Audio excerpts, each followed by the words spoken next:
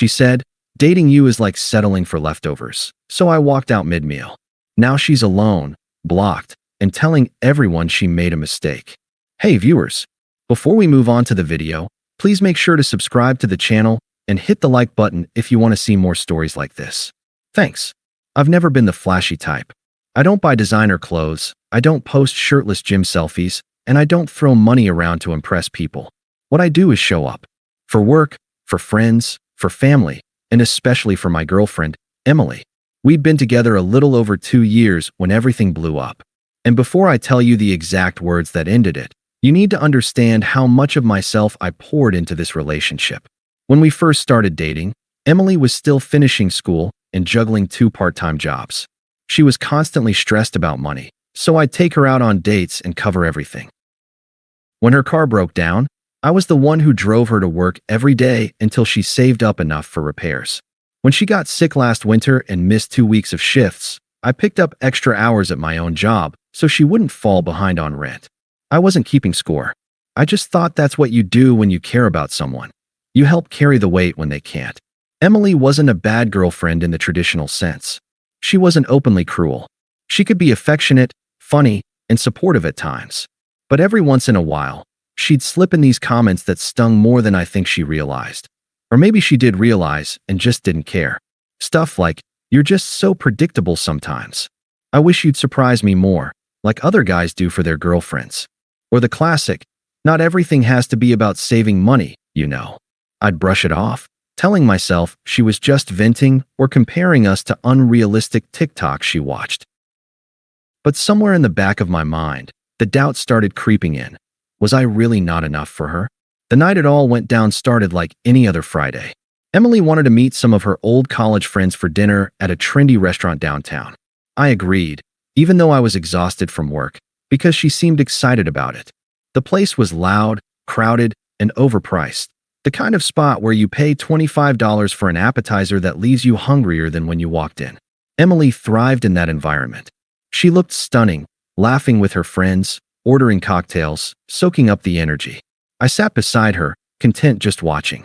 I wasn't there to steal the spotlight. I was there because she wanted me there. The drinks kept flowing, and I noticed Emily getting looser with her words. She was always bolder after a couple of martinis. Her friends started reminiscing about old relationships, joking about bad dates and cringeworthy exes. One girl asked Emily, "So, what's it like being in such a long relationship? Don't you ever feel like you're missing out?"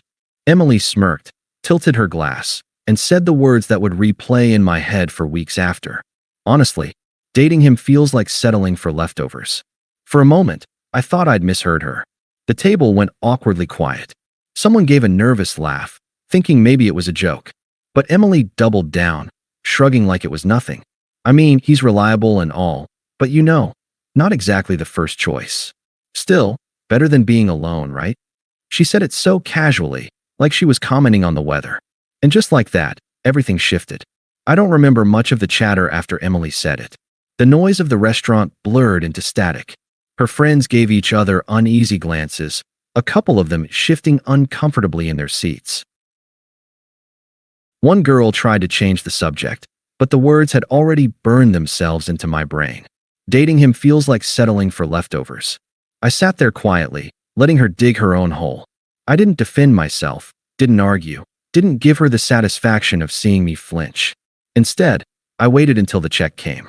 Without a word, I pulled out my card, covered the entire bill, including her cocktails and appetizers, and stood up. Emily blinked at me. Where are you going?" "Home," I said simply. Then I walked out. The night air was cold, and for once, I welcomed it. Each step away from that table felt like clarity, like I was peeling off a weight I didn't even realize I'd been carrying. By the time I got to my car, Emily was calling me. I let it ring. Then came the texts. "Emily, seriously?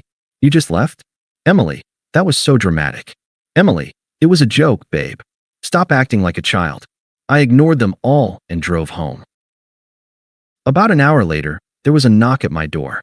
Emily stood there, still in her fancy dress, arms crossed like she was the one who had been wronged. "Really?" she said, stepping inside without waiting for me to invite her. "You're going to storm off like that and embarrass me in front of my friends?" I stayed calm. "Embarrass you?" Emily, you called me leftovers. She rolled her eyes. Oh my God, it was a joke. Everyone was laughing. No, I corrected her. They weren't. They were uncomfortable because you exposed exactly how you see me. Her face hardened. So what? You're just going to throw 2 years away because I made one comment after a couple drinks? Grow up. I let out a small laugh. Not angry, just tired. You don't accidentally call someone you love leftovers. Drunk or sober. Jokes tell the truth people don't want to say outright. You meant it. She shifted, caught off guard. You're twisting this. You always do this. You blow things way out of proportion. I shook my head. No, I've let you belittle me more times than I should have. This time, I believe you. You see me as second best, as convenient. And I'm done being convenient. Her eyes widened like she hadn't expected me to stand firm. Wait, you're actually serious? You'd end us over this. I met her gaze evenly. You ended us the moment those words left your mouth. For once, she didn't have a comeback. She just stood there, mouth half open, like she was still trying to process that I wasn't arguing or begging her to stay. I opened the door and gestured toward it. Good night, Emily. She hesitated, then muttered, fine. Whatever. You'll regret this. And with that, she left. The silence that followed was heavier than I'd expected, but under it all was something else too. Relief. The first week after Emily left was the hardest. Not because I missed her, I didn't, not really, but because of the silence. For 2 years, my phone had been buzzing constantly. Her texts, her memes, her venting about work. Suddenly, it was quiet. I kept busy. I hit the gym after work, something I'd neglected because Emily always wanted me home to spend time together. I grabbed beers with coworkers I hadn't seen outside the office in months. I even reconnected with an old friend over Xbox. Slowly, I started to realize how much of my life I'd put on hold to make sure Emily felt secure. Of course, she didn't waste any time. 2 weeks after the breakup, a mutual friend sent me a screenshot. Emily had posted a picture on Instagram, clinking glasses with some guy I'd never seen before. The caption read, "Finally getting the treatment I deserve, clinking glasses sparkles." I stared at it, then put my phone down. No anger, no jealousy, just confirmation. She had meant every word that night at the restaurant. I'd been the leftovers. This guy? He was her main course. At least, that's what she thought. Over the next month, I heard bits and pieces from people who still orbited her circle. Emily was flaunting this new guy everywhere, bragging about how he was spontaneous, how he made her feel alive. It stung at first, but then the story started shifting. Apparently, Mr. Perfect wasn't all that perfect. He was charming in public, but dismissive in private. He'd leave her waiting for hours, cancel plans last minute, and flirt openly with other women at bars. Emily, the girl who once told me I was too predictable, was now stuck wondering if her boyfriend would even show up when he said he would. Karma works fast sometimes. Meanwhile, my life was settling into something I hadn't felt in a long time. Peace. I started cooking at home, lifting heavier at the gym, even sleeping better. People at work noticed the change. One coworker joked, "Man, whatever you're doing, keep it up. You look 10 years younger." I didn't advertise my breakup. When people asked about Emily, I just said, we went our separate ways. That was it. No drama, no bitterness, just distance. Then one night, about 6 weeks after I walked out of that restaurant, my phone buzzed with a number I recognized all too well. "Emily, hey, can we talk?" I stared at the message for a long moment. It was short, simple, and it was only the beginning. I didn't respond to Emily's first text. I read it, locked my phone, and went back to what I was doing. A day later, another one came through. "Emily, wow, you're really gonna ignore me? After everything?" "Emily, I just wanted to clear the air." Still, I said nothing. 3 days passed, then she switched tactics. "Emily, okay, I get it. I messed up. That leftovers comment, it was stupid. I was tipsy and trying to make people laugh. You know I didn't mean it like that." This time, I actually chuckled. She was trying to package her cruelty as a bad stand-up routine. That night, my phone rang. Against my better judgment, I answered. Finally, Emily said on the other end, her voice soft, "You're impossible to reach these days."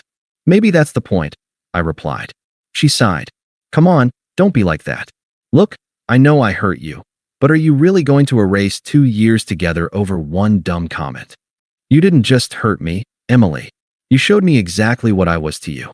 It was a bad joke, she insisted, her tone sharpening. I was drunk, and you're blowing it out of proportion. No, I said calmly.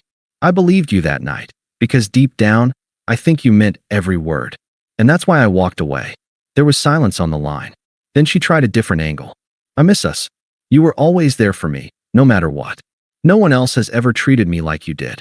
Can't we just start over? I shook my head, even though she couldn't see me. No, Emily. I'm not interested in being leftovers again. Wow, she snapped, her sweetness evaporating. So that's it. You're just throwing everything away. I'm not throwing anything away, I told her. I'm finally keeping something for myself. I ended the call before she could respond. Over the next week, she tried again and again, texts, calls, even a DM from a fake account when I stopped answering. Each message got a little more desperate, a little less polished. At first, she tried to be lighthearted, then apologetic, then manipulative. And when none of it worked, the anger came through. But I didn't bite. Not once. It was a Saturday afternoon when I heard the knock. I wasn't expecting anyone, and when I opened the door, there she was. Emily. She looked nothing like the confident girl who once laughed at me across a restaurant table. Her makeup was smudged, her hair pulled back like she hadn't bothered to get ready, and she clutched her phone like it was a lifeline. Can we please talk? She asked, her voice cracking. I didn't answer right away. I just stepped aside and let her in. She took it as a small victory, rushing past me and sitting down on the couch. For a long moment, she said nothing. Then the tears came. I'm sorry. I'm so sorry. I never should have said that. You didn't deserve it. You were the only person who ever really cared about me. I stayed standing.